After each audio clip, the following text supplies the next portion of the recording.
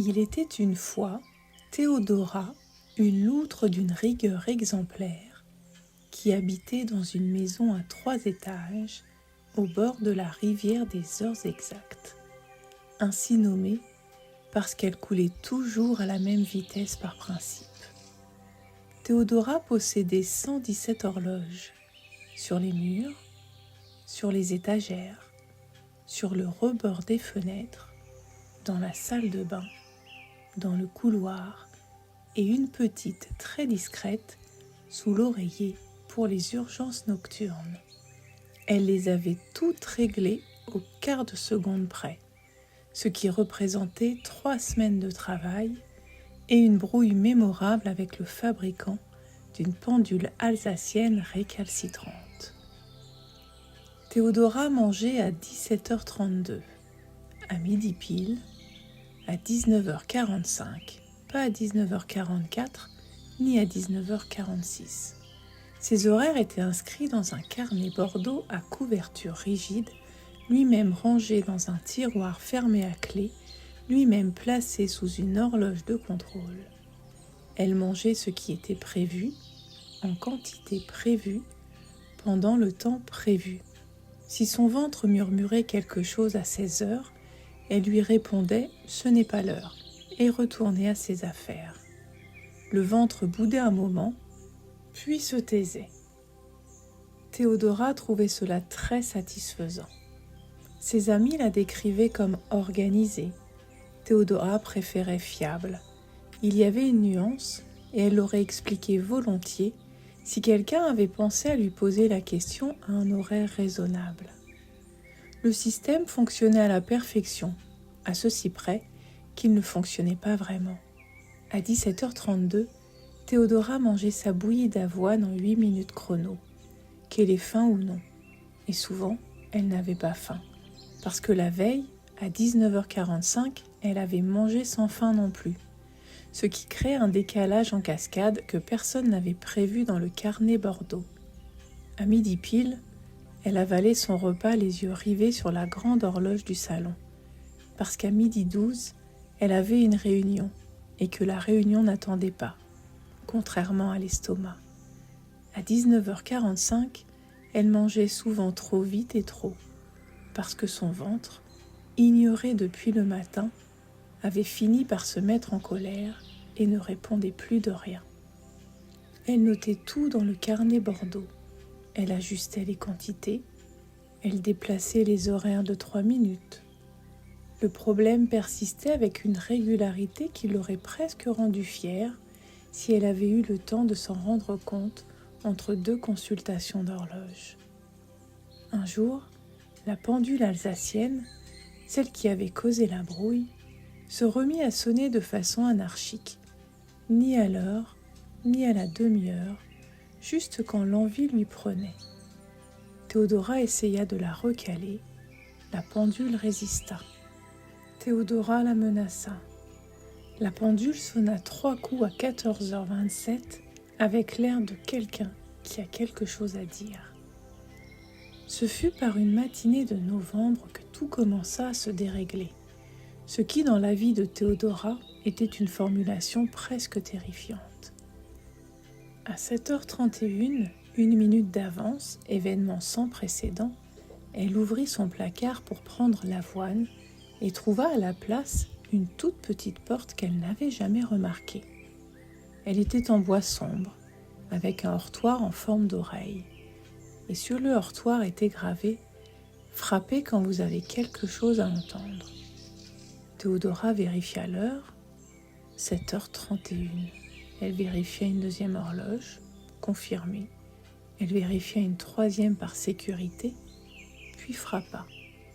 La petite porte s'ouvrit sur un escalier qui descendait, et du bas de l'escalier montait une odeur de pain chaud, de mousse humide et de quelque chose qu'elle n'aurait pas su nommer.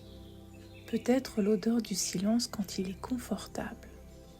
Théodora regarda sa montre, regarda l'escalier et descendit. Elle avait 1 minute d'avance après tout, autant en faire quelque chose. L'escalier débouchait sur un pays sans horloge. Théodora s'en aperçut immédiatement et eut un léger vertige, comme quelqu'un qui cherche une rampe dans le noir. Puis peu à peu, quelque chose d'autre prit la place de ce vertige.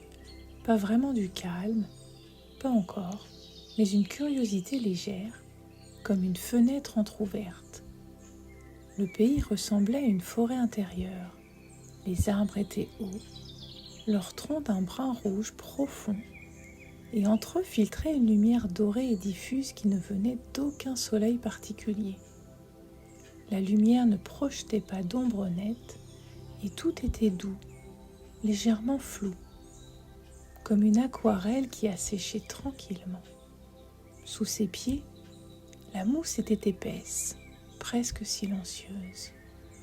Et Théodora réalisa qu'elle ne s'était pas entendue marcher depuis un long moment. C'était étrange. C'était étrangement agréable. Elle s'arrêta, écouta. La forêt avait ses propres sons. Le craquement lointain d'une branche, le passage d'un oiseau invisible, le frottement doux des feuilles les unes contre les autres quand le vent les visitait. Et sous tout ça, encore plus bas, quelque chose de plus discret, un murmure rythmique, patient, qui venait de partout et de nulle part à la fois. Théodora mit un moment à comprendre que ce murmure venait d'elle, de son propre ventre, exactement, qui parlait dans ce silence comme il n'avait jamais osé le faire dans la maison des 117 horloges. Elle s'assit au pied d'un arbre. La mousse était fraîche sous ses paumes, légèrement humide, et cette fraîcheur remonta lentement le long de ses bras, comme quelque chose qui dit « tu peux rester ». Elle ferma les yeux, l'air sentait la terre après la pluie, et le pain, et quelque chose de sucré qu'elle n'identifia pas tout de suite. Peut-être de la figue mûre, peut-être du miel, peut-être simplement l'odeur de l'air quand on prend la peine de le respirer jusqu'au bout. Son ventre parle encore. Cette fois-ci, elle l'entendit vraiment. Ce n'était pas fort, ce n'était pas urgent. C'était un son doux et précis, comme un ami qui frappe à votre porte sans claquer, qui attend sur le palier sans s'impatienter. Théodora resta immobile et à l'écoute. Le son disait quelque chose comme « là », un « là » simple, sans explication supplémentaire. Elle ne comprit pas tout de suite ce que cela voulait dire. Elle continua d'écouter. La lumière dorée changea légèrement d'angle. Le vent passa entre les feuilles avec un son de page qui tourne. Quelque part dans la forêt, un ruisseau décida de se manifester. Un filet d'eau claire qui courait sur des pierres lisses, sans précipitation, en faisant de petites boucles inutiles qui avaient l'air de lui faire plaisir. Théodora ouvrit les yeux et le regarda un long moment. Le ruisseau ne consultait aucune horloge. Il allait simplement là où il devait aller. Elle posa une main sur son ventre, sentit sa propre chaleur sous sa paume et attendit. Son ventre parla à nouveau. Différemment cette fois, avec une voix légèrement distincte, une voix qui disait quelque chose comme « pas maintenant ». Théodora fronça les sourcils, puis comprit lentement que les deux sons n'étaient pas les mêmes, qu'il y avait une différence, qu'elle venait peut-être de l'entendre pour la première fois. Au centre de la forêt, il y avait une petite clairière, et dans la clairière, une table en bois simple avec dessus une chose unique, un bol vide, juste un bol, en céramique crème, légèrement irrégulier, comme fabriqué par des mains qui n'avaient pas voulu qu'il soit parfait. Théodora s'approcha et le prit entre ses pattes. Il était tiède, il pesait exactement ce qu'il devait peser. Ni trop, ni rien. Elle resta là, le bol dans les mains, sans le remplir, sans chercher à le remplir. et quelque chose en elle comprit que le bol vide n'était pas un problème à résoudre. Le bol vide attend. Il n'est pas en retard, il n'est pas en avance, il attend simplement le bon moment, parce que le bon moment existe et qu'il finit toujours par arriver. Théodora pensa à ses 117 horloges, elle pensa au carnet Bordeaux, elle pensa à tous les repas mangés sans faim et à toutes les fins ignorées parce que ce n'était pas l'heure. Et pour la première fois, et sans que ce soit douloureux, elle trouva ça un peu triste et un peu drôle en même temps. La façon dont elle avait passé des années à écouter les horloges plutôt que le seul instrument qui lui appartenait vraiment. Elle rentra chez elle à une heure qu'elle ne connut pas, parce qu'elle avait oublié de regarder sa montre pour la première fois depuis 1987. Théodora ne jeta pas ses horloges, elle n'était pas du genre à jeter, mais elle en décrocha 3 du mur du salon, qui furent placés dans un carton en grenier, avec un post-it en cas de besoin. Mais lequel ? Elle rangea aussi le carnet Bordeaux dans un tiroir non fermé à clé, geste révolutionnaire dont elle ne parla à personne pour l'instant. Ce qui changea, ce fut autre chose et plus difficile à décrire. Elle commença à s'arrêter, parfois juste avant un repas ou juste avant d'ouvrir le placard à 16 heures, et à écouter une seconde. Juste une seconde. Parfois le ventre disait oui. Parfois il disait pas encore.